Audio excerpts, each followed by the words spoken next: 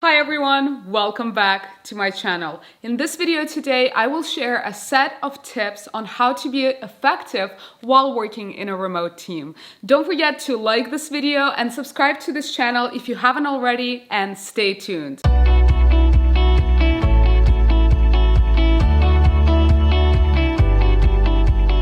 The world is becoming more and more distributed right now, so knowing how to be super effective and efficient while working remotely is of utmost importance.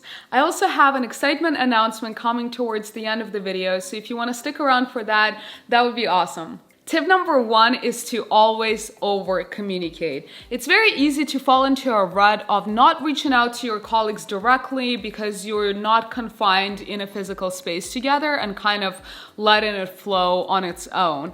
Make sure that you reach out to your colleagues over instant messaging, set up a call with them, set up a video chat. People love to feel connected, and you definitely don't want to lose that connection while working remotely. You still want to feel a part of a team and make sure that others do so as well, because at the end of the day, we're social creatures. Also, make sure that when communicating with your teammates, always assume positive intent.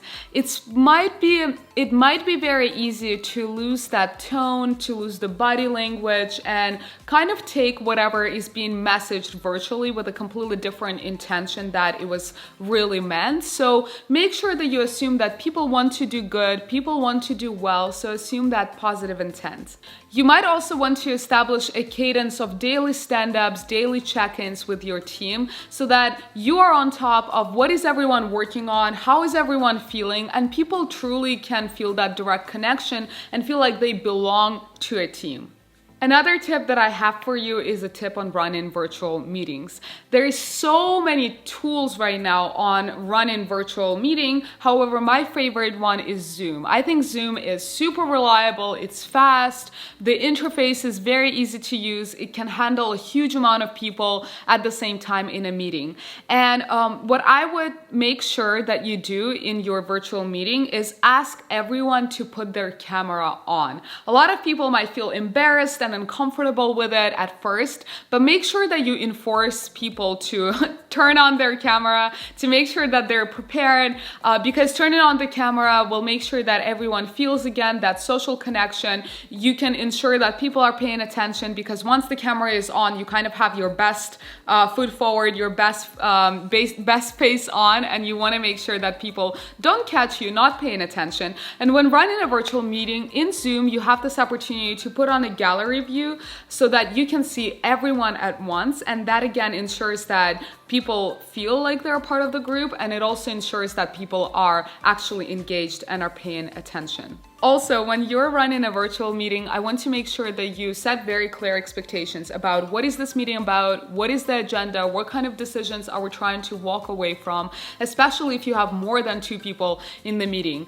Also, when you do set up those meetings, make sure that your team doesn't have to sit through the meetings back to back without an opportunity to stand up, walk around. When we're in an office, we have that opportunity to go from conference room to conference room, so that gives you kind of a break to, go to the bathroom, grab some water, socialize. So my recommendation is to potentially set up 25-minute meetings instead of 30-minute meetings, and 50-minute meetings instead of 60-minute meetings. So you want to ensure that your team has the opportunity to walk around, do their personal stuff, and not feel like they're glued to the desk.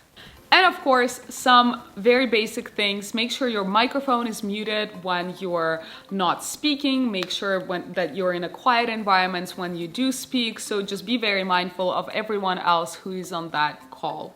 Another important thing for everyone to know is what are your work times and what time zone you're in.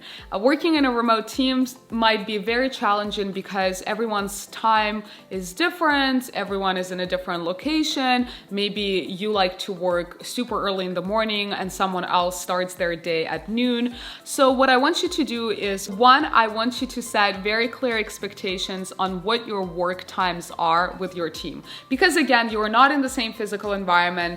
People cannot see when you come in, when you go home.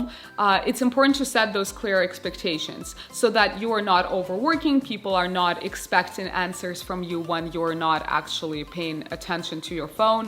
And you shouldn't be, because you're taking a break or doing something personal. But there is a great way to do this in Google Calendar right now. You can actually set up the work times, and it will gray out the rest of the calendar, so people actually know that, hey, these are your work blocks and this is when they can get a hold of you. And you can do the same with the time zone, so that I would know that, hey, you're actually in Hawaii and this is 3 hours ahead. I think it's ahead. Yeah, I think Hawaii is ahead of me. So maybe when I'm messaging you 5 p.m. my time, it's already 8 p.m. your time, so I should not expect a response. So you again can do that in Google Calendar. And if you're using Slack for instant communication and messaging across the org, you can also set up those time zones there, and it will tell you what time zone the person is in when you're messaging them. And last but not least, tip number 4 is around brainstorming. Again, when we're not in the same environment with our coworkers, it might be challenging to brainstorm. Of course, you can, again, set up a virtual meeting to do so, but how do you actually maybe whiteboard, or how do you use Post-its? So there's a few great tools that I would love to recommend for these virtual brainstorming purposes. Jamboard is a tool for whiteboarding. So again, if you're an engineer or designer, product manager, you name it, you might want to have that physical space to whiteboard with your peers, and Jamboard is essentially giving you an opportunity to do that virtually. Another great tool is Miro. Miro is great for Post-it notes, collaboration. It's also super intuitive to use, very interactive, and you can even sign up for free for up to 3 Post-it notes. So that is another one of my favorite tools. And of course, document collaboration. We're probably all familiar with Google Docs, Dropbox, Quip. There is plenty of tools in that family of collaboration.